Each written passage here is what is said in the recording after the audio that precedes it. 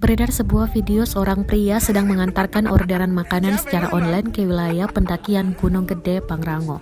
Dalam video tersebut, nampak seorang pria menggunakan seragam Shopee Food lengkap dengan keranjang makanannya.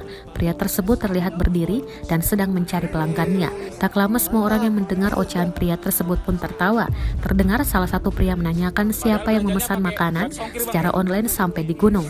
Ia pun menjawab jika ada seseorang yang memesan orderan ayam geprek di atas puncak Gunung Gede. Pria tersebut menjelaskan bahwa dirinya hanya menyelesaikan tanggung jawabnya mengantarkan pesanan.